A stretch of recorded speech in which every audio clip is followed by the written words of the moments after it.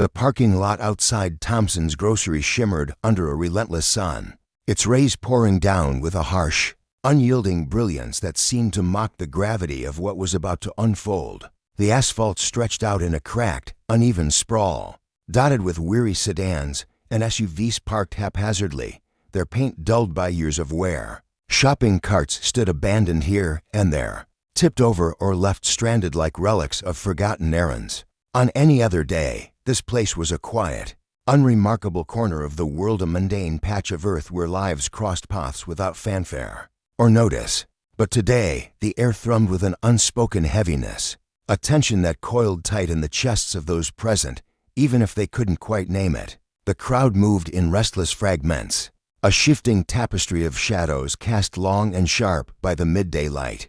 Some hurried toward their cars, heads down, keys jingling in nervous hands, eager to escape whatever storm was brewing. Others stood rooted to the spot, their feet cemented by a mix of dread and morbid curiosity, unable to tear their eyes from the scene unfolding before them. Whispers rippled through the air, faint but insistent, as gazes darted toward the center of the lot where an old black man stood alone, his silhouette stark against the blinding brightness. Walter Gaines was 72, a man whose body bore the weight of time like a well-worn coat. His shoulders, once broad and unyielding, had softened over the decades, sloping gently beneath a faded jacket that still carried the faint creases of meticulous careen, echo of his military days. His knees creaked with every step, a quiet protest from joints that had marched too far and stood too long on foreign soil. A black cap rested snugly on his head, the words Vietnam veteran stitched in gold thread glinting faintly in the sunlight. The cap wasn't a boast, it was a quiet testament, a piece of his story worn with understated pride. In his arms, he clutched a modest paper grocery bag, bread, eggs, a small carton of milk, simple provisions for a simple life. To the casual observer, he might have seemed unremarkable, just another elderly figure blending into the rhythm of the day. But there was a fire in Walter, a resilience carved deep into his bones, a dignity he'd fought for and claimed through years of struggle. As he shuffled toward his car, a beat-up old sedan parked at the lot's edge. The sunlight stung his eyes, forcing him to squint. His breath came slow and steady, a rhythm honed by survival, and his mind wandered briefly to the coffee he'd brew tomorrow morning with that milk. It was a fleeting thought, a small comfort in a life that had known too little of it. He didn't hear the footsteps at first, didn't sense the shadow looming closer until a voice sliced through the stillness, like a jagged blade. "Hey, you, step away from that car." The command rang out, sharp and cold, shattering the fragile calm of the afternoon. Walter paused, his fingers tightening around the grocery bag as he turned his head. Standing before him was a police officer, a towering figure in a crisp blue uniform that seemed to radiate authority. Travis Mitchell was 32, broad-shouldered and blond, with a jaw set hard and eyes like chips of ice that never thawed. His boots struck the pavement with deliberate force, each step a declaration of power, and his hand rested lazily on the baton clipped to his belt, a casual threat disguised as routine. He moved through the world like a man who believed respect was his birthright, not something earned, and the parking lot seemed to shrink beneath his presence. Walter lifted his gaze, his weathered face calm but etched with lines that told of battles fought long before Travis was born. "What are you talking about?" he said, his voice low and gravelly, carrying the weight of 1,000 untold stories. "This is my car." Travis didn't flinch, his jaw clenched tighter, a muscle twitching beneath the skin, and his hand shifted ever so slightly on the baton. "I said step away," he snapped, his tone dripping with disdain. "I don't know what you're planning, but this isn't going to end well for you." A murmur stirred through the crowd, a soft wave of unease that prickled the air. A young mother nearby tightened her grip on her toddler's chubby hand, her eyes wide with a mix of fear and disbelief. A teenager a few feet away fumbled with his phone, his thumb trembling as he hit record, the tiny red light blinking to life. No one spoke, but the silence was deafening. A collective breath held as the scene teetered on the edge of something irreversible. Walter straightened as best he could, his spine protesting the effort, and fixed Travis with a steady gaze. "Boy," he began, his voice rising with a quiet fury. "I don't know what kind of game you're playing, but I fought for this country before you were even born. I'll be damned if you—" He didn't get to finish. In an instant, Travis's boot lashed out, striking Walter's side with a sickening thud that echoed across the lot like a gunshot. The grocery bag slipped from Walter's grasp, hitting the pavement with a dull crunch. Bread tore free from its plastic sleeve, eggs shattered in a smear of yolk and shell, and the milk carton burst open, its contents trickling across the asphalt in a slow, mournful stream. Walter crumpled, his knees buckling as he hit the ground, one hand pressed to his ribs where pain bloomed sharp and relentless. His breath came in ragged gasps, but he didn't cry out. Instead, his fingers clawed at the concrete, searching for something strength, defiance, anything to keep him from breaking. Travis loomed over him, his shadow swallowing Walter whole. "You think you're special," he sneered, his voice a venomous hiss.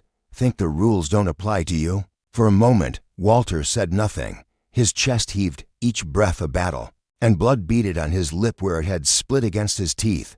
But then, slowly, agonizingly, he pushed himself up. His hands trembled as they pressed against the pavement, his arms quaking under the strain.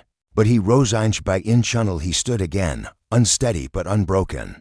His eyes locked onto Travis's, and they burned with a fire that no boot could extinguish. "You think this makes you a man, huh?" he rasped, his voice raw but steady. "Kicking an old soldier, I faced enemies you couldn't dream of, but none as pathetic as you." A shiver ran through the crowd, a collective jolt of awe and tension. For the first time, a flicker of uncertainty danced behind Travis's cold stare, his smirk faltering like a crack in a dam. But it was too late. Phones were out, screens glowing as cameras captured every angle, every word. The story had slipped from his grasp, spiraling beyond his control. "You watch yourself, old man," he growled, his voice losing its edge.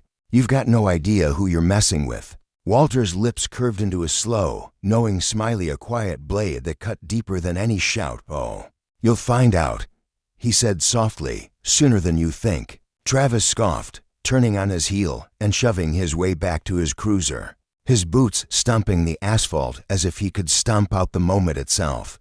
To him, it was nothing, a fleeting annoyance he'd shrug off by noon, another notch in a day's work. But the crowd didn't forget, the cameras didn't stop. By nightfall, his face was everywhere, plastered across phone screens, television broadcasts, and laptop feeds. The headline blazed in bold letters: "Police officer assaults black veteran in broad daylight." The world erupted.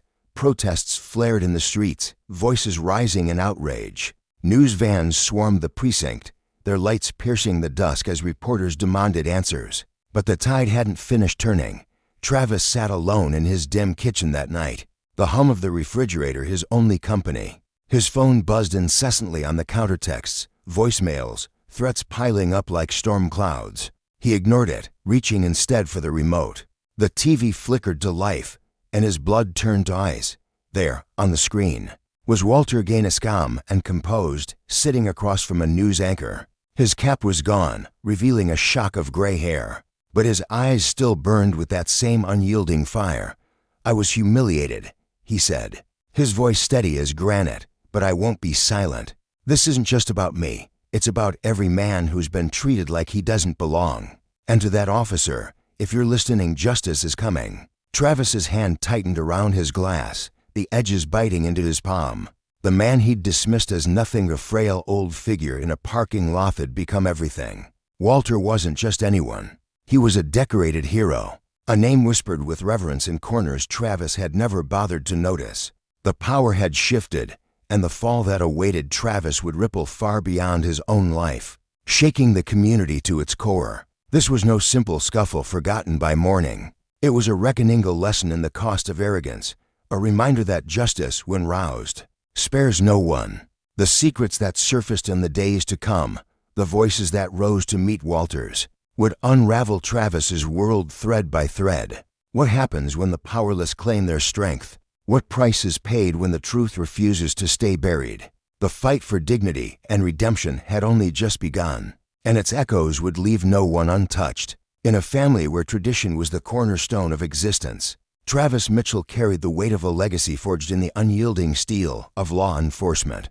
His father had walked the beat as a police officer, and his grandfather before him had done the same, each man etching their name into the annals of order with a steady hand and an unshakable belief in justice. For Travis, the world was a stark canvas painted in bold strokes of black, and right was right, wrong was wrong, and anything that blurred those lines was an affront to the very foundation he stood upon. His identity was a fortress, built brick by brick on this rigid certainty, and any crack in its walls, any whisper of doubt, felt like a personal attack threatening to topple everything he held dear. He wore his badge not just as a symbol of authority, but as a shield against the chaos of ambiguity, a testament to the clarity he craved in a world that too often seemed to revel in shades of gray. Across the dusty expanse of the parking lot, Travis's sharp eyes caught on Walter Gaines. Perhaps it was the old man's slow, deliberate shuffle that snagged his attention,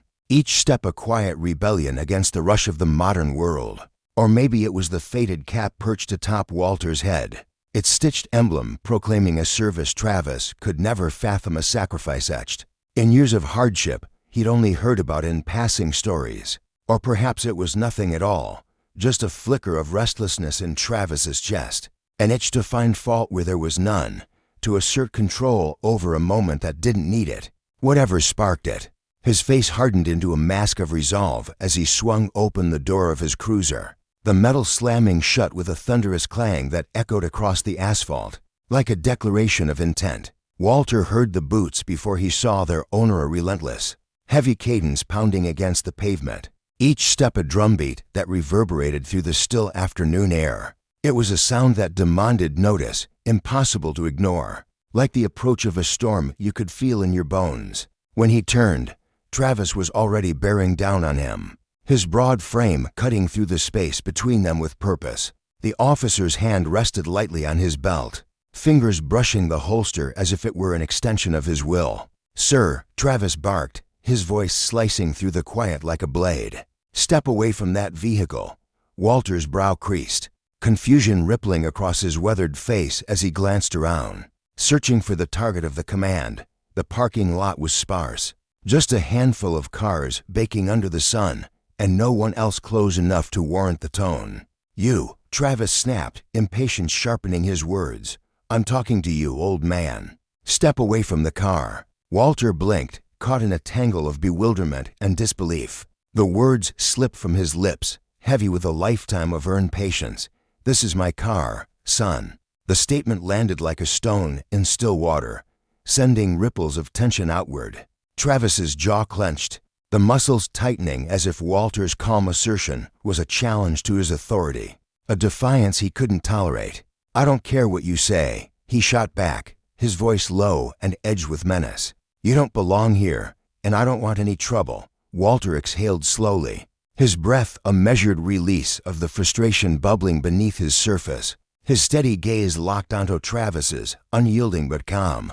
"I've got no trouble to give," he replied evenly. "You're barking up the wrong tree." The air thickened as a crowd began to gather, drawn like moths to the flickering flame of conflict. They lingered at the edges, their murmurs a soft hum beneath the weight of Travis's raised voice and Walter's unshakable stillness. A teenager nearby fumbled with his phone, angling the camera just enough to capture the unfolding scene, the lens a silent witness to the storm brewing. Travis took a step closer, his shadow falling over Walter like a dark tide. "I'm telling you one more time," he growled, his presence looming. "Move away now." Walter shook his head, his voice a quiet anchor in the rising tempest. "I've earned the right to stand here, same as anyone else.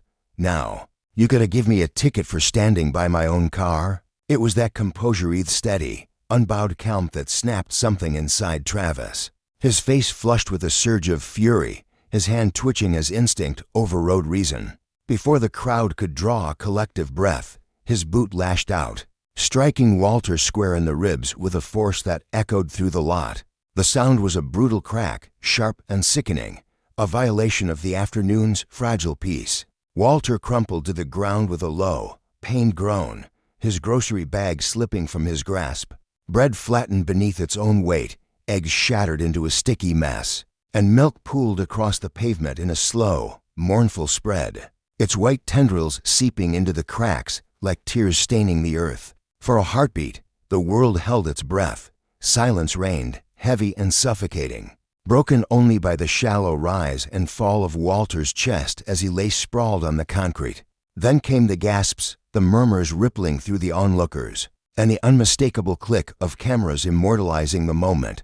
Travis stood over him, his face an unreadable slate, his breaths coming fast as adrenaline coursed through him. Somewhere in the crowd, a voice whispered, tremulous and disbelieving, "Did he just kick him?" Walter stirred, his movements slow and laborious, each inch a testament to a resilience Travis hadn't anticipated. He pressed his palms against the rough pavement, pushing himself upright with a grimace, blood trickling from a split lip and staining his chin. He wiped it away with the back of his hand, his eyes never wavering from Travis's face. When he finally stood, Walter straightened his back despite the searing ache in his ribs, his posture a quiet defiance that spoke louder than any shout. His voice, soft yet piercing, cut through the stunned silence. "You think you've won something here?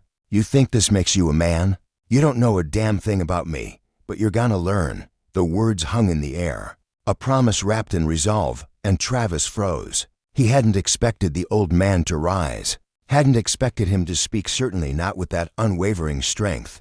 The crowd watched, their phones trained on Travis now, capturing every flicker of uncertainty that crossed his face. Walter turned, his steps deliberate and measured as he walked away, leaving behind the wreckage of his grocery-esque broken eggs, the crushed bread, the milk pooling like a wound on the pavement. The blood-streaked concrete glistened under the sun, and the silence that followed was deafening, a void that swallowed Travis whole. He stood there, chest heaving, pulse racing, telling himself it didn't matter, that this would fade like every fleeting storm he'd weathered before. But deep down, a gnawing unease took root. This wasn't the end, but the spark of something far greater, a reckoning that would unravel the world he'd so carefully constructed. Later that evening, Walter sat in the dim glow of his living room, the faint hum of an old ceiling fan stirring the stillness. The ache in his ribs had dulled to a persistent throb, but the memory of Travis's boot, its cold, unyielding weight clung to him like a shadow he couldn't shake. He replayed the encounter in his mind, the edges blurring with each pass, Travis's hardened glare, the crowd frozen in a tableau of shock, and those phones, their lenses glinting like the eyes of a jury yet to pass judgment. His hand hovered over the remote, but the television remained dark. He didn't need the news to tell him what was brewing. He could feel it, a storm gathering strength beyond his weathered walls, its rumble growing louder with every whispered conversation across town. The video had spread like wildfire, igniting tongues in churches, barbershops, and living rooms. The names Walter Gaines and Officer Travis Mitchell danced on the lips of strangers, their story a spark that lit fuses of anger and division. A sharp knock at the door jolted Walter from his reverie, the sound cutting through the quiet like a blade. He straightened, wincing as his ribs protested, and rose to his feet. The knocks came again, louder, more insistent, a rhythm that demanded an answer. "Who's there?" He barked, his voice sharper than he'd intended, roughened by the day's toll. When he opened the door, the sight of David more nearly made him slam it shut again. David stood there, stocky and graying at the temples, his sharp eyes assessing Walter with a familiarity that stung. His suit was pristine. As always, Walter used a tease that David probably mowed his lawn in a three-piece, a jab that once drew laughter, but now felt like a relic of a fractured past. "Walter," David muttered, his tone cautious, guarded by years of distance. "What brings you here?" Walter asked, his words edged with suspicion.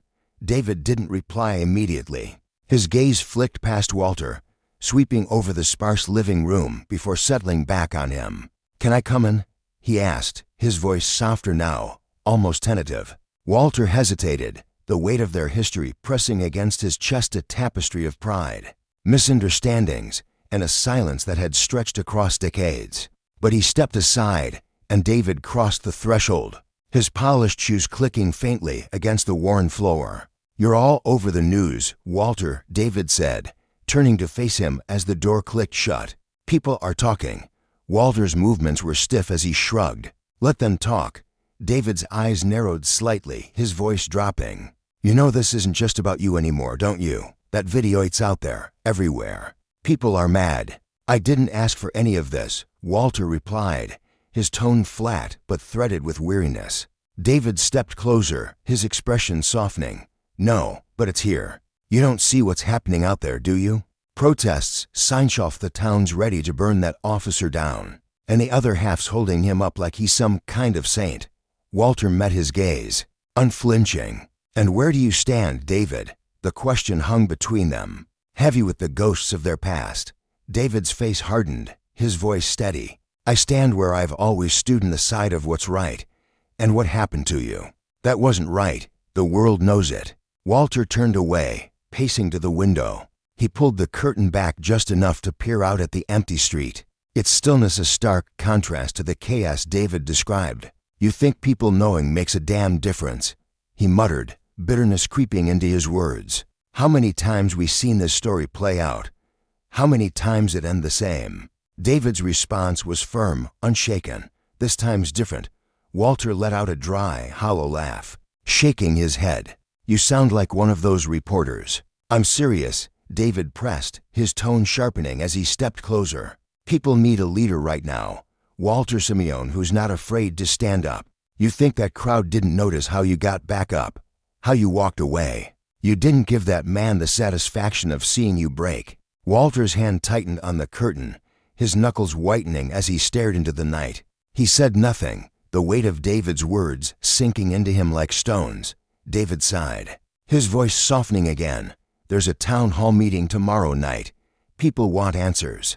They want justice, and they're looking to you." Travis, meanwhile, stood alone in the locker room at the station, the fluorescent lights casting harsh shadows across his face. His hands trembled slightly as he gripped the edge of the sink, staring into the mirror at a man he barely recognized. The adrenaline had faded, leaving behind a hollow ache, a gnawing doubt that clawed at the certainty he'd clung to for so long. He'd told himself it was nothing, a fleeting moment, a blip that would fade into the noise of his career. But the phones, the whispers, the video spreading like a plague was all spiraling beyond his control. He splashed cold water on his face, hoping to wash away the unease, but the reflection staring back at him held no answers, only questions he wasn't ready to face. Back in Walter's living room, the silence stretched taut between the two men, a fragile thread holding the weight of their shared past and the uncertain future ahead. Justice, Walter thought, was a slippery thing, elusive, often blind, and rarely kind. Travis had wielded his power like a hammer, believing it made him untouchable. But the cracks were already forming. The consequences of that single act rippled outward, a lesson etched in blood and broken groceries. Authority unchecked was a hollow shell, and true strength lay not in force, but in the quiet resolve to rise again.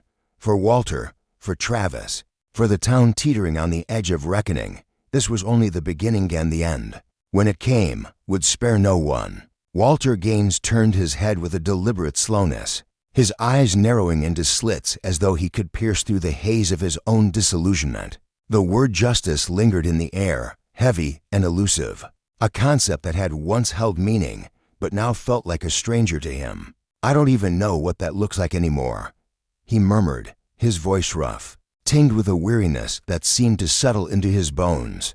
Across the room, David leaned forward, his old friend's words igniting a spark of urgency in his chest. "Then show them, Walter," he urged, his tone firm yet pleading. "Show them what it's supposed to look like." The space between them grew thick, saturated with the weight of unspoken history. Walter's gaze locked onto David's, his face a mask of stone, betraying nothing of the storm churning beneath. The room itself seemed to hold its breath, the faded curtains hanging limp against the window, the scuffed wooden floor bearing silent witness to their exchange. After a long, heavy pause, Walter spoke again, his voice dropping to a near whisper. "You better go.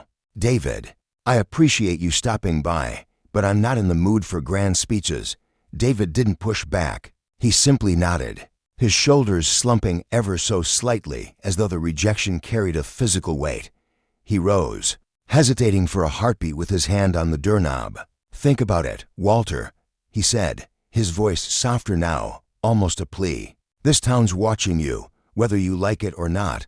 The door clicked shut behind him, a quiet sound that echoed louder than it should have, leaving Walter alone with the ghosts of his thoughts. The next morning, Officer Travis Mitchell stood at the edge of his overgrown front yard, his broad frame hunched over a stubborn lawnmower that sputtered and died. With every yank of the cord, he was out of uniform now, stripped of the crisp blue fabric that once defined him, relegated to a forced leave pending investigation, as the captain had so delicately phrased it. Those words gnawed at him, a bitter reminder of his fall from grace. He could still feel the stare-sharp, accusing glances that followed him through the grocery store aisles, the gym's sweaty corridors, every corner of the small town he'd once patrolled with pride. They judged him silently, their eyes branding him a villain without ever asking for his side. "Travis!" The shout jolted him from his brooding. He straightened, turning to see his sister Megan charging up the driveway, her face flushed with a mix of fury and desperation. Her dark blonde hair frizzed wildly in the humid air, strands sticking to her sweat-dampened forehead. She clutched her phone like a weapon, thrusting it toward him with trembling hands. "Did you see this?" she demanded, her voice sharp enough to cut through the morning stillness. Travis wiped his grease-stained hands on a rag, his jaw tightening as he glanced at the screen. There it was, a grainy news clip, the moment in the grocery store parking lot playing out in agonizing slow motion. His boots slamming into Walter's side, the old man crumpling to the asphalt, his chest constricted, a hot flare of anger surging through him as the scene looped endlessly. "It's everywhere," Megan pressed, her words tumbling out in a rush. "Do you even care? Your facade is it's all anyone's talking about." Travis's hands curled into fists, the rag dropping to the ground as he spun to face her fully. "I'm not pretending it didn't happen," he growled, his voice low and dangerous. A caged animal straining against its bars, Megan didn't flinch. "You attacked an old man, Travis, a veteran. What the hell were you thinking?" Her accusation hung between them, raw and unfiltered.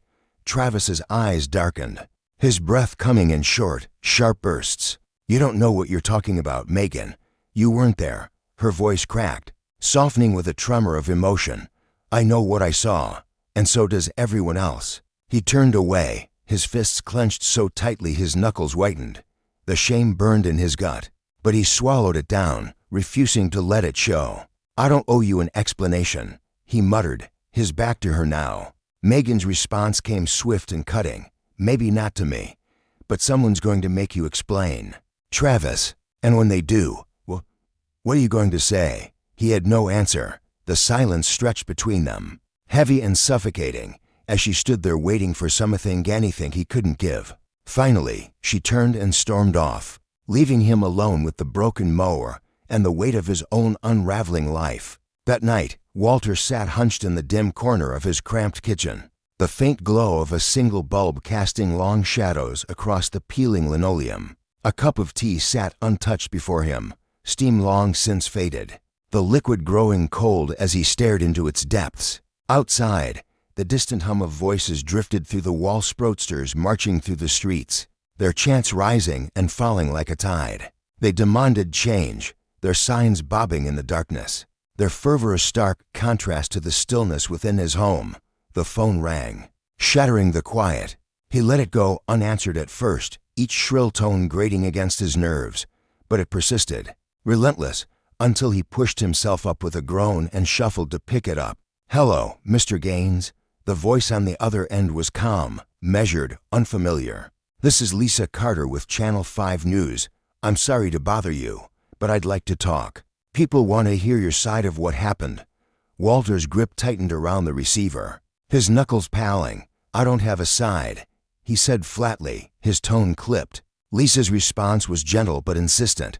"With all due respect, sir, you do. And the world's waiting for it." He didn't reply. The line went dead as he hung up, the silence rushing back in like a flood. He stood there, staring at the phone, then turned to the window. Beyond the glass, streetlights bathed the night in a soft glow, illuminating clusters of Peoplestrangurtian signs he couldn't decipher. They were watching him now, their expectations pressing against him like a physical force. And in the quiet recesses of his mind, a seed took root, an idea, fragile but growing, that might just shift the course of everything. The following evening, the town hall buzzed with an electric tension, its fluorescent lights flickering faintly overhead like a warning hum. Rows of metal chairs stretched across the room, packed with townsfolk, neighbors who'd once shared polite nods, co-workers who'd swapped small talk, strangers drawn by the same ember of outrage that had ignited days ago. In Thompson's grocery parking lot, whispers darted through the crowd, quick and cutting, as heads swiveled toward the front where a lone podium stood waiting. Cameras clicked sporadically, their lenses glinting in the artificial light, while the town council sat rigid behind a long table, their faces carved from stone. Their eyes flicked nervously toward the entrance, as if bracing for a storm to blow through the doors. Walter Gaines sat near the back, a quiet figure shrouded in the crowd's restless energy. His posture remained straight, a soldier's habit unbroken by time, but his expression was a locked vault, no hint of the turmoil swirling within. Those who dared to look closer might have glimpsed it, thought tempest in his gray eyes, a roiling mix of resolve and reluctance. He hadn't wanted to come. Public displays weren't his way, never had been. But now, surrounded by voices clamoring for answers, his presence felt like a thread woven into the fabric of this moment, inescapable. Then Travis Mitchell entered, and the air thickened, slowing to a crawl. A hush fell over the room, broken only by scattered murmurs that rippled like waves. Some craned their necks to watch him, others glared with undisguised contempt. He looked different now, no swagger, no badge, just a man in a plain button-up and jeans. His steps measured as though the floor might crack beneath him. Yet his chin stayed high, his shoulders squared. A vestige of the authority he'd once wielded so carelessly. He moved to a seat near the front, his arms stiff at his sides, his face a brittle mask. But Walter saw a faint twitch in his jaw, the tension coiling beneath the surface. Their eyes met briefly, a silent collision of past and present, before Travis looked away. A woman in a crisp gray suit stepped to the podium, tapping the microphone with a sharp crack that snapped the crowd to attention. "Thank you for coming," she began, her voice smooth and rehearsed, cutting through the hum of anticipation. "Tonight, we're here to address the incident that took place last week involving Officer Travis Mitchell and Walter Gaines, a decorated Vietnam veteran."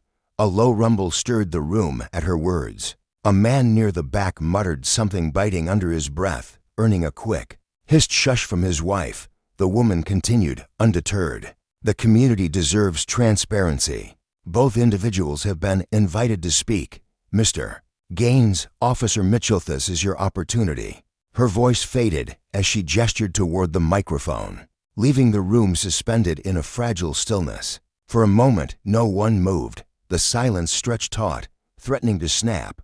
Then Walter rose. He stood slowly, each motion deliberate, as if he carried the weight of every gaze now fixed upon him. The crowd quieted further, the air itself seeming to pause as he made his way to the podium. His boots thudded softly against the linoleum, a steady rhythm that filled the void. He reached the microphone and stood there, saying nothing at first, letting the faint crackle of static hum in the stillness. When he finally spoke, his voice was low but resonant, a gravelly timbre that commanded the room.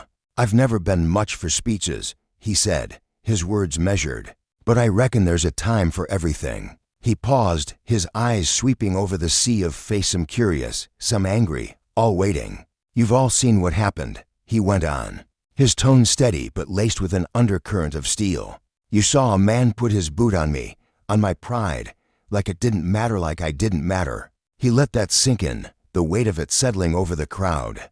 "But let me tell you something." His voice rose, just enough to carry through the hall, sharp and unyielding. "I've fought for this country. I've bled for it. And I'll be damned if I let Inyonian treat me like I don't belong here." The room erupted shouts of agreement, a swell of applause. A bit Walter raised a hand, and the noise fell away like a tide receding. "This ain't just about me," he continued, his voice leveling out, firm and clear. "This is about every man, every woman who's been kicked down and told to stay there. I got up because I still believe in what's right. I believe in dignity, in respect things we're losing sight of lately. His gaze shifted, landing on Travis for a fleeting moment, a look that carried both challenge and something softer, almost hopeful. And I believe folks can change if they've got the will to try. The silence that followed was profound, a heavy blanket draped over the room. Walter stepped back from the podium, his piece said, and returned to his seat with the same measured steps. The crowd watched him go, their faces a gallery of emotions: admiration, anger, uncertainty. Travis sat motionless, his mask still intact, but his hands gripped the edges of his chair, betraying the storm within. The lesson hung in the air, unspoken yet deafening. Justice wasn't just a word, it was a reckoning, a mirror held up to power misused, and for those who wielded it carelessly, the consequences would echo far beyond a single moment in a parking lot. Travis Mitchell sat rooted to his chair near the front of the town hall, his body rigid as if carved from stone. The air around him felt thick, heavy with the unspoken judgment of every pair of eyes boring into him. A bead of sweat trickled down the back of his neck, prickling his skin as the councilwoman's sharp cough sliced through the tense silence. "Officer Mitchell," she said, her voice clipped and formal, "would you like to respond?" His stomach twisted violently, a nauseating churn that made him dizzy. The sound of his own blood roared in his ears, drowning out the faint hum of whispers that had begun to ripple through the room. For a fleeting moment, he considered staying silent, letting the crushing weight of the situation bury him right there in that worn wooden seat. But then, as if acting on their own, his trembling hands pressed against the armrests, and his legs, shocky but determined, lifted him to his feet. He stumbled toward the podium, each step reverberating through the old hardwood floor like a drumbeat announcing his shame. The whispers grew louder, a buzzing swarm of voices, and he caught the glint of phone screens aimed at him, capturing his every faltering move. His fingers gripped the podium's edges, knuckles whitening as if he could squeeze courage from the cold wood. "I don't have a speech," he began, his voice scraping out rough and low, quieter than he'd intended, but steady enough to cut through the stillness. "I don't have any excuses either." The room fell so silent that even the creak of a chair would have sounded like thunder. Travis swallowed hard, his throat constricting as he forced the next words out. "What I did," he paused, the confession lodging in his chest like a stone. "What I did was wrong." The admission hung there, thick and suffocating, curling through the air like smoke from a dying fire. Across the room, Walter Gaines sat motionless, his piercing gaze locked on Travis with an intensity that made the younger man's skin crawl. Travis's voice trembled as he pressed on, each word a battle against the tide of his own regret. "I've spent my whole life thinking I had it all figured out, hinking. I could tell who deserved respect and who didn't, like it was my call to make. That day, in the parking lot, I looked at Mr. Gaines and I judged him. I judged him in a way I had no right to." The crowd stirred, a wave of gasps and murmurs rolling through the seats like a sudden gust of wind. Travis's jaw clenched, his voice hardening as he fought to keep it steady. "It'd be easy to say I didn't know any better, that I was just doing my job. But that's a lie. I knew better. I just didn't care. And for that, I'm sorry." His eyes lifted, hesitant but resolute, meeting Walter's unflinching stare. "I'm sorry, Mr. Gaines. I'm sorry I disrespected you. I'm sorry I humiliated you. I don't deserve your forgiveness, but I had to say it." The room erupted, a chaotic burst of noisome voices, sharp with anger, others thick with surprise, a few laced with quiet approval. Travis lingered at the podium for a heartbeat longer, the weight of his own words pressing down on him like a physical force. Then he turned, shoulders taut, and trudged back to his seat, the clamor of the crowd clawing at his back. As he sank into the chair, a shout pierced the din. "Sorry doesn't fix it." Another voice shot back, fierce and defiant. "At least he said if it's more than most would do." The argument swelled, overlapping in a messy tangle of outrage and grudging respect, until the councilwoman slammed her gavel against the table, the sharp crack echoing like a whip. "Order, order, please," she barked, her voice straining to reclaim control. Walter Gaines remained still amidst the chaos, his eyes never straying from Travis. There was no hint of triumph in his expression, no flicker of satisfaction, just a deep, unshakable heaviness that seemed to radiate from him. He knew this moment was only a ripple in a much larger current, a reckoning that stretched far beyond these walls. Outside, the crowd swelled, their voices rising and falling like a restless tide. Chants and shouts weaving into a wall of sound that seeped through the town hall's weathered bricks. Inside, the councilwoman struck the gavel again, her patience fraying. "Order! I will have order in this room." Slowly, the clamor faded into a brittle, buzzing silence, though the tension lingered like static in the air. Travis sat stiffly, staring straight ahead, refusing to meet the eyes he could feel burning into him from every direction. His apology still lingered, a ghostly echo that clung to him, its weight unrelenting. A few rows back, Walter Gaines sat with his hands resting calmly on his knees, his face an unreadable mask. But beneath that stoic exterior, his mind churned like a storm-tossed sea. Travis's words replayed in his head, crashing against a lifetime of memories of battles fought in distant jungles, of losses that left scars no one could see, of the countless times he'd been knocked to his knees and told to stay there by a world that refused to recognize his worth. "Mr. Gaines," the councilwoman's voice cut through the quiet, firm but tinged with curiosity. "Would you like to respond?" Every head in the room swiveled as one, all eyes fixing on Walter. For a long moment, he didn't stir, his silence stretching out like a taut wire. Then, with a slow, deliberate grace, he rose to his feet. The crowd tracked his every move as he made his way to the podium, his footsteps steady and measured, each one resounding with quiet purpose. When he reached it, he rested his hands on either side, his fingers curling slightly against the cold metal. The room grew so still it felt as if time itself had paused, every breath held in anticipation. Walter let the silence settle, heavy and profound, before he finally spoke. "You ever hear the sound a bullet makes when it cuts through the air right past your head?" His voice was low, calm, but it carried a weight that filled the room. "It's not what you'd expect, not loud, not booming. It's a whisper, soft and quick, but it's a sound that burrows into you, one you carry forever. I heard it first when I was 19, halfway around the world in a jungle that didn't give a damn if I made it out alive." He paused, his gaze sweeping over the faces before him, pulling them into the gravity of his words. "I fought in a war nobody back home wanted to talk about. When I stepped off that plane, boots still caked with mud, I thought maybe I'd earn something, a little peace, a shred of respect. But that's not what was waiting for me." The room seemed to shrink, every syllable drawing the crowd closer, wrapping them in the riot of his story. "What I found," he continued, his voice steady but laced with a quiet pain, "was a world that didn't see a soldier when it looked at me. It saw a threat. It saw someone less than human. I carried that weight for years, severe job I got turned away from. Every store clerk shadowing me like I was a thief. Every stranger who stared at me like I didn't belong in the country I'd bled for. And then, the other day," his voice faltered, catching on the edge of something raw. "The other day, in that parking lot, all those years came roaring back.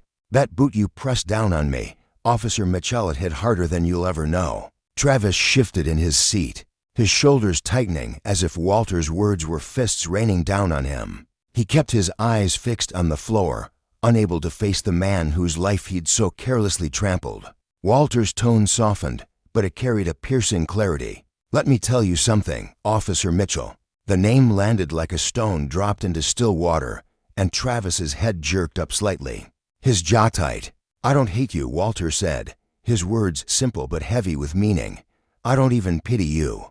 What I feel," he let out a slow, steady breath, as if gathering the strength to name it. "What I feel is sadness.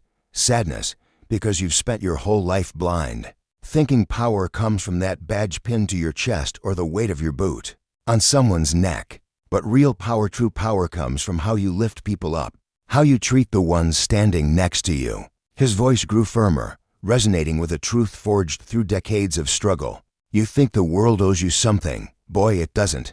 The only thing you're owed is what you earn. Respect isn't something you snatch from someone else's hands, you give it freely. And if you're lucky, it comes back to you."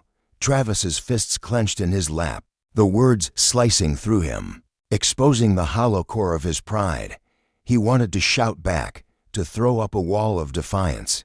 to say anything that would keep the room from closing in around him. But his throat stayed locked, his anger and shame warring silently within him. Walter's gaze held steady, unrelenting.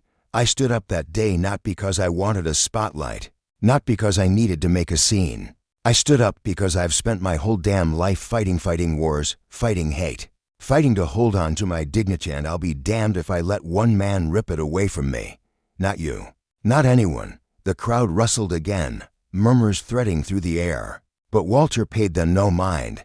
He turned to the council table, his voice unwavering. "This isn't just about me and that man sitting over there," he said, gesturing briefly toward Travis without glancing his way. "This is bigger than us. I came here tonight because this town needs to wake up. We can't keep turning our heads when something's wrong.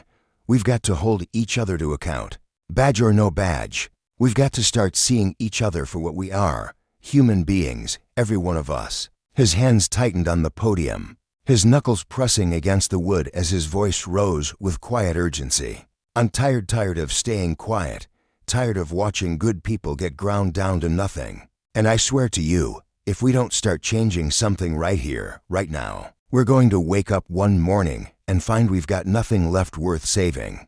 The words landed like a thunderclap, silencing every whisper, every rustle.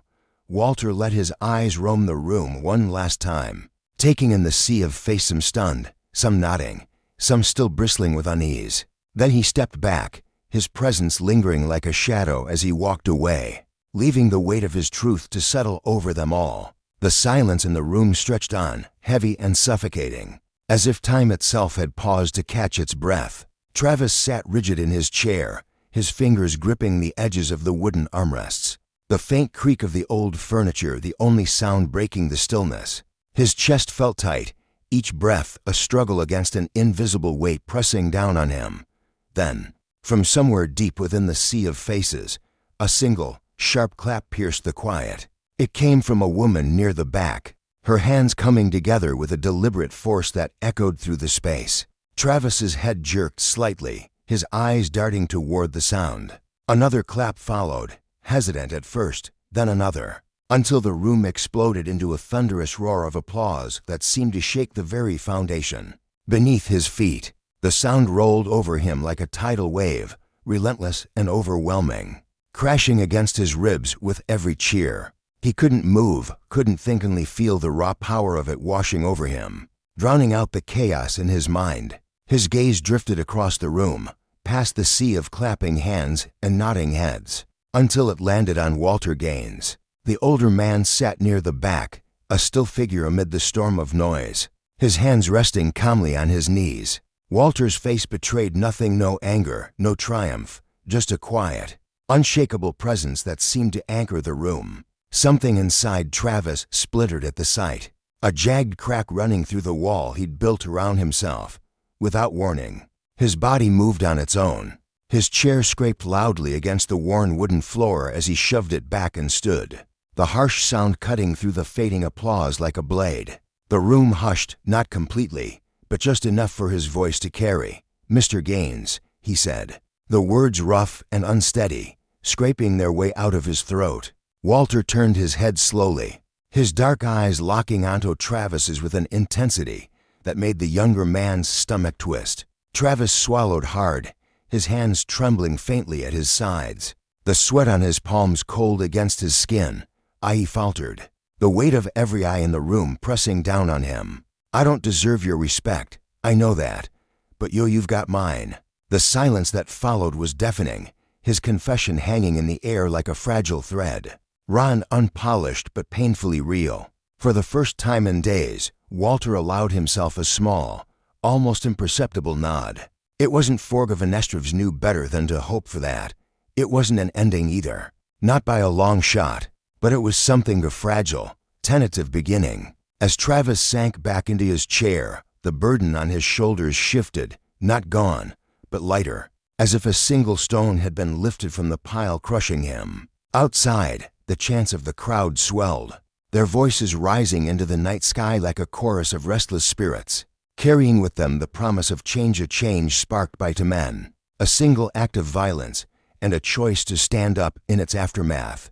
The room seemed to hold its breath long after the last echoes of applause had faded into the walls. People lingered, their movements slow and deliberate as they gathered their coats and scarves, their footsteps shuffling against the floor. Whispers buzzed through the air, soft but insistent, as they stole glances back at Walter Gaines and Officer Travis Mitchell. The tension that had settled over the space didn't vanish, it clung like the faint haze of smoke after a fire, curling around the edges of every conversation. Walter remained in his seat, his posture unchanged, his hands steady and unmoving. His face was a mask of calm, unreadable even as the council members bustled around him, stuffing papers into briefcases and muttering among themselves. He didn't flinch, didn't shift, as if the weight of the night couldn't touch him, but inside, his mind churned. This wasn't victory. Victory was too hollow a word for what had happened here. What had unfolded in this cramped, dimly lit room had been necessary, a reckoning long overdue. But it was only the beginning, a ripple spreading across still water, not the crashing wave that would eventually follow. Travis, meanwhile, sat slumped near the front, his broad shoulders hunched as he stared blankly at the scuffed floorboards beneath his boots. His hands rested limply in his lap, fingers twitching now and then as if unsure what to do with themselves. The memory of standing at that podium, his voice cracking under the strain of his own words, burned fresh in his mind. He'd felt exposed, stripped bare in front of all those eyes, his shame laid out for everyone to see. And yet, the weight of what he'd said, "You've got mine," had carried a truth he couldn't deny. He didn't know if Walter believed him, didn't know if he even believed himself. But the words had spilled out anyway, heavy with sincerity and a regret that gnawed at his insides like a living thing. A deep, gravelly voice broke through the fog of Walter's thoughts. Hell of a speech back there. Walter looked up to see David Moore standing before him, the older man's sharp, weathered eyes fixed on him with a mix of curiosity and something harder to place. The crowd had thinned out now, leaving the room a mess of overturned chairs and crumpled papers scattered across the floor, like fallen leaves. David stepped closer, his boots thudding softly against the wood, and folded his arms across his chest. "Didn't expect you to get up there and put that young man in his place so cleanly," he added, a faint smirk tugging at the corner of his mouth. Walter's expression didn't shift. "I didn't put anyone anywhere," he replied, his voice low and steady, cutting through the air like a quiet blade. "I just told the truth." David let out a dry, humorless chuckle, the sound rough against the stillness that might be. "Walter, but truth's got consequences. That Officer Travis is already a pry out there. Saw his face plastered all over the news on my way in. You think people are gonna let this die down anytime soon?" Walter's gaze darkened, a shadow passing over his features as he considered the words. "That's not up to me, David," he said finally, his tone flat but firm. "He made his choices." David's smirk faded, his voice softening just enough to carry a hint of warning. "Maybe. But you know as well as I doth this town eats its own. People don't care about redemption. They care about blood. And that young man's got a target on his back now." Walter turned his head slowly, meeting David's gaze head-on. What are you getting at, David?" he asked, his voice calm but edged with steel. David shifted his weight, discomfort flickering across his face for a fleeting moment. "I'm just saying, careful where this goes, Walter. You stood up there and gave him something to rally behind. But the line between justice and revenge, it's thin. Thinner than most folks realize." Walter didn't respond, didn't need to. He understood exactly what David meant. The people who'd cheered for him in that room, who'd shouted for justice in the streets, they weren't just hungry for answers. Some of them craved retribution, a pound of flesh to balance the scales. And retribution, Walter knew, had a way of spiraling out of control, of turning men into monsters under the guise of righteousness. He'd seen it before, felt its pull, and he'd be damned if he let it happen again. By the time Walter stepped outside, the evening had deepened into a cool, restless quiet. The protesters were still there, though their numbers had dwindled, their voices softer now as they huddled in small groups beneath the flickering streetlights. Most of their signs lay propped against the curb or tucked under arms. but a few remained raised defiantly against the night sky. Justice for Walter Gaines, scrawled in bold, uneven letters. As he passed, hands reached out to clap him on the shoulder, voices murmuring words of support that felt both warm and heavy. "You're a strong man, Mr. Gaines," one said, an older woman with tired eyes and a firm grip. "Thank you for standing up." Another added, a young man with a voice thick with emotion. "We're with you all the way," a third promised, his tone fierce with conviction. Walter nodded to each one, polite but distant, acknowledging their words without letting them pull him in. He felt their hope, their gratitude a bit beneath it. He felt their anger too, simmering just below the surface, and it weighed on him like a storm cloud ready to break. Then he saw him, across the street, leaning against the side of a beat-up sedan, stood Travis Mitchell. The younger man's back was pressed against the driver's door, his arms crossed tightly over his chest as if holding himself together. His eyes scanned the thinning crowd with a weary, hunted look, his face pale and drawn under the harsh glow of the streetlight. He looked like a man who wanted to disappear, but had nowhere to go, too exposed to fade into the shadows. Walter's steps slowed, each one deliberate as he crossed the street, the gravel crunching softly under his boots. He could feel the eyes on him again, the murmurs rising like a ripple through water as people noticed the confrontation unfolding. Travis looked up just as Walter reached him, his shoulders tensing as if bracing for a blow. For a long moment, neither man spoke. Walter stood there, his expression steady and unreadable, studying the younger man with a quiet intensity that made Travis shift uncomfortably. Finally, Walter broke the silence. "Why are you still here?" His voice was low, calm, but carried an edge that cut through the night air. Travis swallowed hard, his Adam's apple bobbing as he struggled to find his words. I didn't think it was right to leave," he said, his voice barely above a whisper. "Not yet." Walter's brow furrowed slightly, a flicker of something skepticism, maybe crossing his face. "Not right to leave," he echoed, the words slow and deliberate. "And what's right, exactly, in your mind?" Travis looked down, his hands fidgeting at his sides, fingers twisting together in a nervous dance. "I don't know," he admitted, his voice cracking under the strain. "Not anymore." Walter's gaze didn't waver, pinning Travis in place. "You don't know? Huh, maybe that's the first true thing you've said all day." Travis flinched, his eyes snapping up to meet Walter's, a spark of pain flashing in them. "I messed up, okay," he said, the words tumbling out in a rush. "I know I did.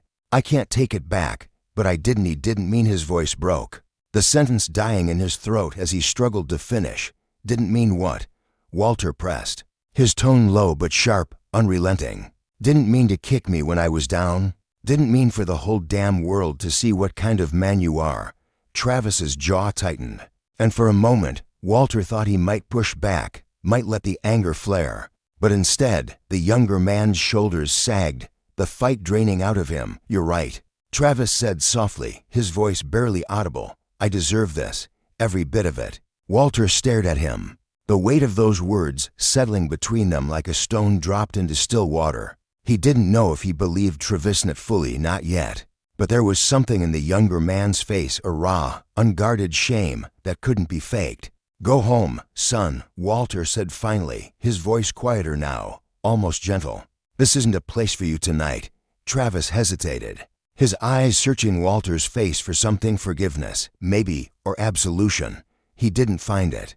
But Walter wasn't done. "And tomorrow," he added, holding Travis's gaze with a steady intensity, "you figure out what kind of man you want to be, and you start living like it." Travis nodded slowly, a flicker of something gratitude, perhaps crossing his pale features.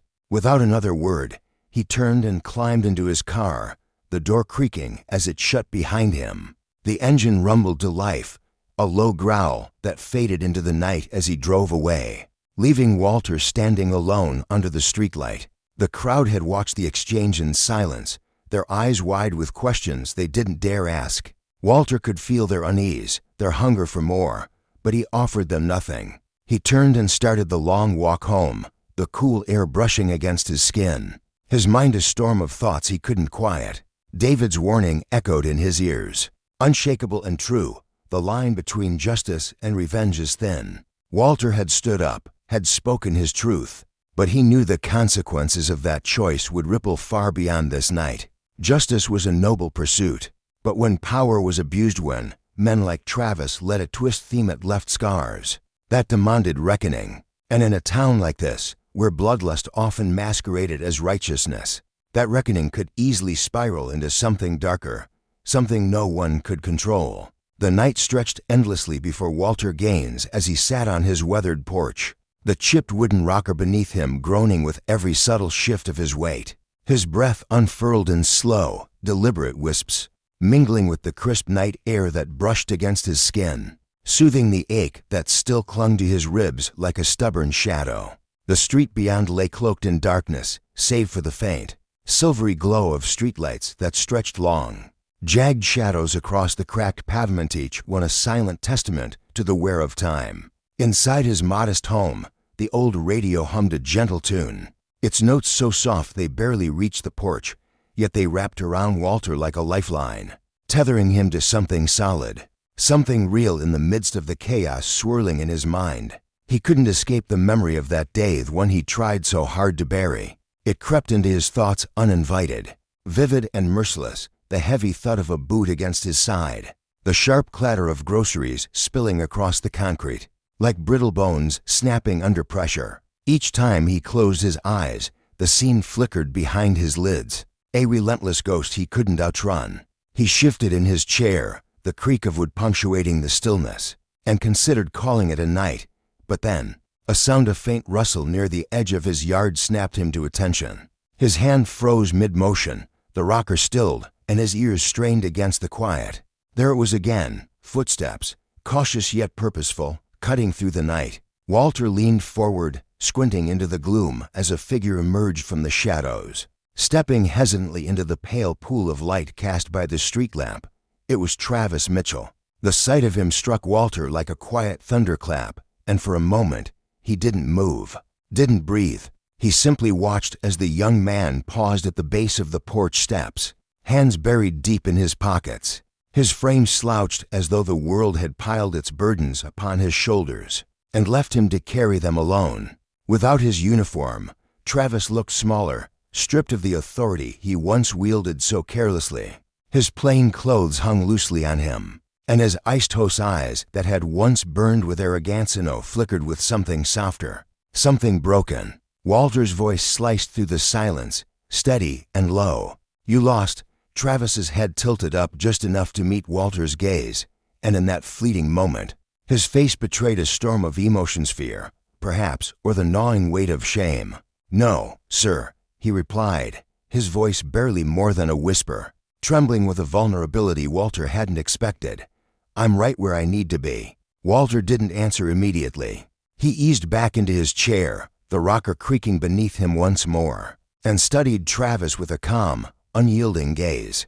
"Didn't expect to see you here," he said finally, his tone firm but laced with a quiet curiosity. "Especially this late." Travis shifted uncomfortably, his boots scuffing against the ground as his eyes darted around, searching for an anchor in the darkness. "I wasn't sure I'd come," he admitted, his words halting and raw. "Didn't know if I should." Walter's response was simple, almost gentle. "And yet, here you are." The night seemed to pause, the air thick with unspoken tension as the two men faced each other, across the divide of the porch steps. Then, tentatively, Travis took a step closer, his voice quieter still. "Can I sit?" Walter's eyebrow arched in surprise, though his expression remained guarded. With a slight gesture, he motioned toward an old, unused rocker beside him, a relic from years past, its paint peeling and its wood warped from neglect. "Suit yourself," he said. Travis climbed the steps with the slow, deliberate pace of a man walking into battle, each movement heavy with the weight of his own uncertainty. When he settled into the chair, it groaned under him, a sharp sound that echoed in the stillness. He stared down at his hands, fingers twisting restlessly as if searching for something to grasp, something to steady him in the storm raging within. For a long while, neither spoke.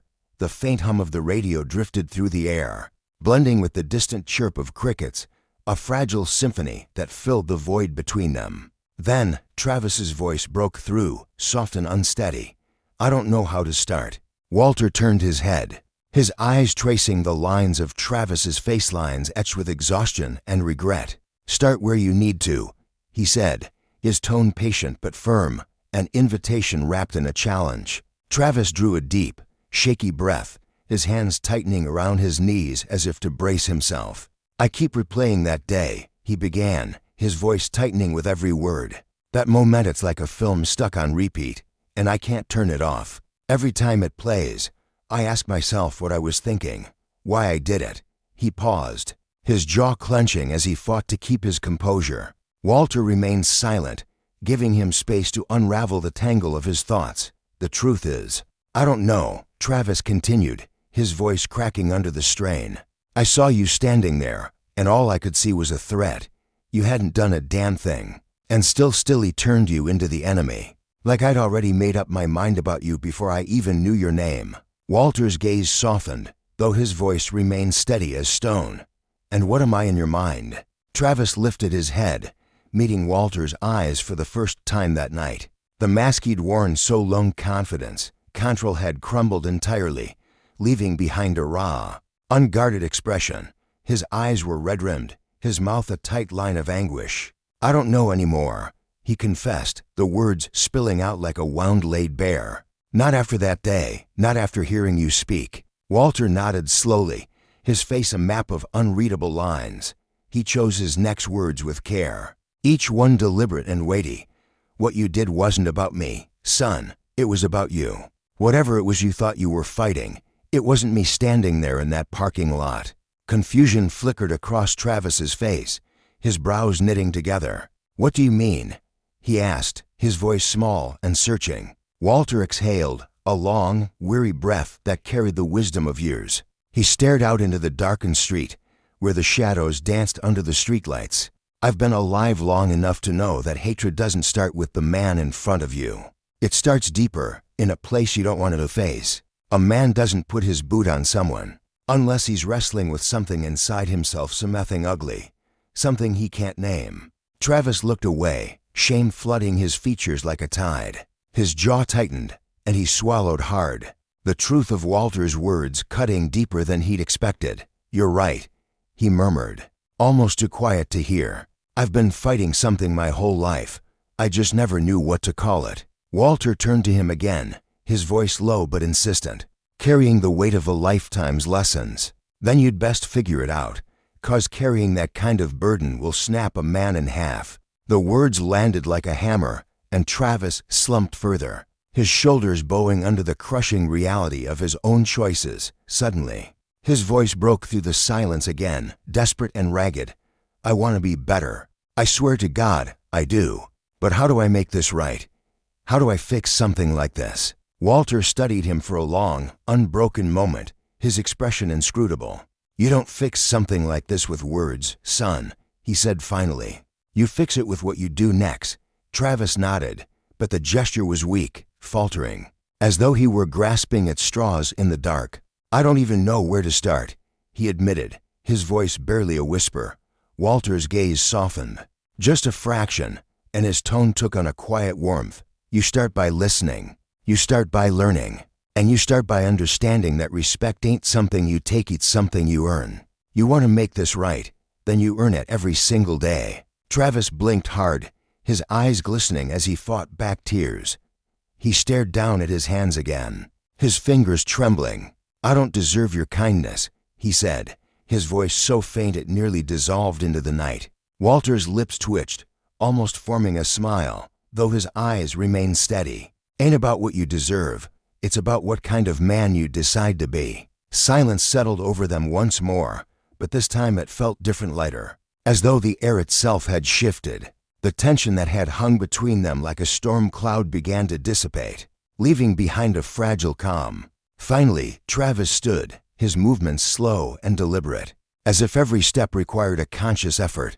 He turned to face Walter, his voice soft but sincere. "Thank you for listening, for not shutting the door on me." Walter nodded, his gaze unwavering. "Don't thank me yet. You've got a long road ahead." Travis offered a small, almost imperceptible nod before stepping off the porch, his figure retreating into the darkness until he was swallowed by the shadows. Walter watched him go, the rhythmic creak of his rocker filling the quiet as the night reclaimed its stillness. The weight on his chest, that unrelenting pressure he'd carried for days, felt just a little lighter now, not gone, but eased, as though the act of listening had shifted something deep within him. As the first rays of dawn crept over the horizon, painting the quiet town in soft streaks of gold, Walter stood at the window of his small kitchen, a steaming cup of coffee warming his hands. The world outside seemed peaceful, almost serene, but Walter knew better than to trust the illusion. The events of the past few days had stirred something in the town, a slow, inevitable reckoning that pulsed beneath the surface. He hadn't asked for this burden, yet it pressed against his shoulders all the same. A reminder that justice wasn't just a word but a force, one that demanded accountability. A soft knock at the door jolted him from his reverie. He turned, frowning slightly, and set the mug down with a quiet clink. The sound echoed in the stillness of the morning, a small ripple in the calm. Whatever came next, Walter knew it wouldn't be simple. Travis's visit had been a crack in the dam, a glimpse of the consequences that followed when power was misused. And as Walter moved toward the door, he carried with him a quiet certainty. The real fight, the one that mattered, was only just beginning. For in the end, it wasn't about one man's actions, but the ripples they left behind, the lessons they taught about justice, and the hard truth that those who wield power must one day face its weight.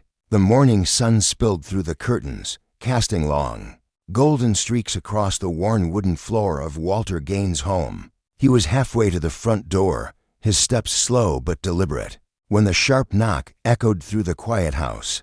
He paused, hand hovering over the knob, already sensing who might be on the other side. When he swung the door open, there stood David Moore, his old friend, framed against the pale light of dawn. A newspaper was tucked snugly under David's arm, and his face carried a tired smile, the kind that spoke of sleepless nights and heavy thoughts. "Morning, Walter," David said, his voice gravelly as he lifted the paper, just enough to draw attention to it. "You're gonna want to see this." Walter's brow arched, a flicker of curiosity stirring in his chest. Though his expression remained steady, unreadable, he stepped aside, gesturing with a slight tilt of his head for David to come in. The air between them was comfortable, familiar. As David crossed the threshold and made his way to the kitchen, the table, scratched and weathered from years of use, became his stage as he unfolded the newspaper with a flourish, spreading it wide. The bold, black headlines screamed across the page. Impossible to ignore. Officer Mitchell resigns amid growing pressure, and just below it, community applauds Gaines' call for change. The words hit Walter like a gust of wind, sharp, unexpected, and carrying a weight he hadn't fully prepared for. He pulled out a chair, the legs scraping faintly against the floor, and lowered himself into it with a sigh. His eyes lingered on the print, tracing each letter as if they might shift or vanish if he looked away. Travis Mitchell. Officer Travis Mitchell had clung to his badge like a drowning man to a lifeline, his grip on power unyielding even as the town turned against him. Walter had watched it all unfold, the protests, the anger, the demands for accountability, and he'd stood firm in his own quiet way, a rock against the tide. But this resignation, it wasn't something he'd seen coming, not entirely. A strange brew of emotions churned inside him. Satisfaction, yes, but something deeper too. Something softer and harder to pin down, like the ache of an old wound finally starting to heal. David settled into the chair across from him, his movements slow, deliberate, as if he'd have felt the gravity of the moment. "He quit last night," David said, his tone dropping to a near whisper, laced with a mix of disbelief and cautious hope. Put out a statement, said he's stepping down to take responsibility, to try and be a better man. "The whole town's talking about it, Walter." Walter lifted his coffee mug, the ceramic warm against his calloused hands, and took a slow sip. The bitter taste grounded him as David's words sank in, settling like sediment in still water. "Good for him," he murmured, his voice low but steady. He set the mug down, the faint clink punctuating the silence. David leaned forward, his elbows resting on the table, his eyes narrowing slightly. You really think that?" he asked, skepticism threading through his words like a thin, sharp wire. Walter met his gaze, unflinching, his face a mask of calm resolve. "I do," he said firmly. "A man's got to know when to stop swinging his fists and start mending what's broken inside him. If Travis has the spine to face that, then maybe just maybe there's a chance he's not lost yet." The words carried a quiet strength, a belief forged in years of watching people rise and fall, a belief that justice wasn't just about punishment, but about the hard, messy work of redemption. David eased back in his chair, crossing his arms as he studied Walter with a mix of admiration and exasperation. "And what about you then?" he pressed, his voice lighter now, teasing at the edges. "What's next for Walter Gaines, the man who shook the town without even raising his voice?" Walter's lips twitched, the ghost of a smile tugging at them as he turned his head to gaze out the window. The world beyond was waking up, birds chattering, a distant lawnmower humming to life. "Same as always, David," he said, his tone soft but resolute. "I get up, I keep going, and I let the world sort itself out.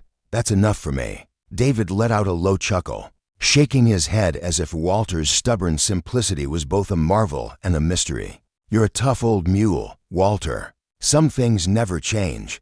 The words hung in the air, warm and familiar, as the two men sat in companionable silence, the newspaper between them a testament to a battle won not with fists or fury, but with the quiet, unyielding power of standing tall. Across town, in a small, dimly lit bedroom, Travis Mitchell perched on the edge of his mattress, his shoulders hunched as if the weight of the past still pressed down on him. In his hands, he clutched the resignation letter he'd written the night before. The paper creased from where he'd gripped it too tightly. The room around him was a shell of what it had once been. Empty boxes littered the floor, their contents a jumble of books, clothes, and memories he wasn't sure he wanted to keep. The walls, once adorned with framed certificates and photographs of a proud officer in uniform, now stared back at him, blank and accusing. His police uniform lay folded neatly over the back of a chair, its crisp lines a stark contrast to the chaos of the room. It wasn't his anymore, not the badge, not the title, not the man he'd thought he was. His phone buzzed on the nightstand, a sharp vibration that cut through the stillness. For a moment, he considered letting it go unanswered, letting the world move on without him. But a nagging pull in his gut told him to reach for it, so he did. The screen lit up with a text from Megan, his younger sister. Her words simple but piercing. "You did the right thing. I'm proud of you." Travis exhaled, a shaky, uneven breath that trembled in his chest. He stared at the message, reading it over and over as if it might disappear. For the first time in weeks, maybe the suffocating tightness in his lungs eased. Just a fraction. He couldn't erase what he'd done, couldn't rewind the clock to the moment that had set everything ablaze. But maybe, he thought, his heart thudding with fragile hope, he could build something new from the ashes, a fresh start, a better one. He rose to his feet, the mattress creaking beneath him, and crossed the room to the chair. His fingers brushed the uniform's fabric smooth, cool, heavy with the past before he lifted it and placed it gently into a box with the rest of his old life. As he turned to leave, he cast one last glance at the bare walls, a silent farewell to the man he'd been, the man he no longer wanted to be. The door clicked shut behind him, a soft sound that felt like both an ending and a beginning. Time crept forward, and the town began to shift, slowly but surely. The protests that had once roared through the streets faded into murmurs, replaced by something quieter, something real. People gathered in church basements, library meeting rooms, and community centers, their voices weaving together as they dreamed aloud about the kind of place they wanted to call home. Walter watched it all from the sidelines, his presence steady but unobtrusive. He didn't need to lead the charge, didn't crave the spotlight. All he wanted was to see the ripples of change spread, to know that his stand had meant something. One crisp afternoon, as he sat on his porch, rocking gently in his chair, a car rolled up to the curb, the engine cut off, and the door swung open, revealing Travis Mitchell. He stepped out, a manila folder clutched in his hand, his posture stiff but determined. Walter squinted, his rocking slowing as Travis climbed the steps, each footfall deliberate. as if he were testing the ground beneath him. "Didn't expect to see you again," Walter said, his voice even, betraying neither warmth nor hostility. Travis nodded, his face etched with a solemnity that hadn't been there before. "I know. I won't take much of your time."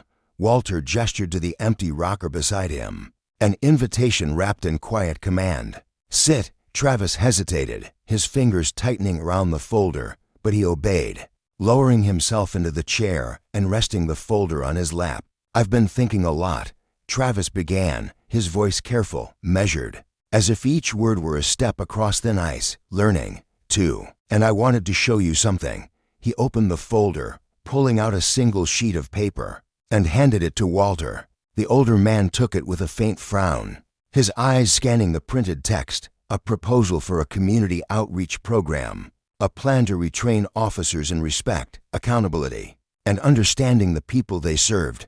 Travis watched him, his breath held, as if Walter's reaction might tip the scales of his fragile resolve. "I've been working on this," he explained, his words tumbling out faster now. "It's a program to start with learning about the communities we're part of, respecting them. I'm not asking for your blessing, Walter. I wanted you to know." Walter's gaze lingered on the page, the letters blurring slightly as his mind turned the idea over. When he looked up, there was no trace of the anger Travis might have feared, only a quiet, searching curiosity. "And you think this will fix things?" he asked, his tone neutral but piercing. Travis shook his head, a small, honest gesture. "No. But it's a start." Walter held his gaze for a long moment, the silence stretching between them, thick with unspoken questions and tentative answers. Then he nodded, just once, a simple acknowledgement that carried more weight than words. Travis stood, brushing off his jeans, the folder tucked under his arm. "I'll leave you be now," he said, turning to go. "Travis," Walter's voice stopped him mid-step, firm but not harsh. Travis turned back, uncertainty flickering in his eyes. Walter nodded again, slower this time. "Keep walking that path. Don't stray." A faint smile tugged at Travis's lips, the first real one in weeks, and he dipped his head in silent promise. "I won't." Life rolled on, as it always did. Walter Gaines remained a quiet pillar in the town, a man whose strength lay not in loud proclamations, but in the steady way he carried himself. People sought him out some for advice, others for the kind of wisdom that only a life fully lived could offer. Travis Mitchell faded into the background, no longer a lightning rod for rage, but a man working, step by step, to piece his life back together. His name didn't ring with praise, but it no longer carried the sting of shame, and for Walter, that was enough. Stories like this aren't just about the flashpoint, the moment when everything ignites. They're about what comes after, when the smoke clears, when the voice is quiet, and the choices we make define us. Walter Gaines chose to stand, not for revenge, but for dignity, a justice that reached beyond himself to those who'd come before, and those yet to follow. Travis Mitchell faced the mirror of his actions, a reflection so raw it could have shattered him. Instead, he chose to rebuild.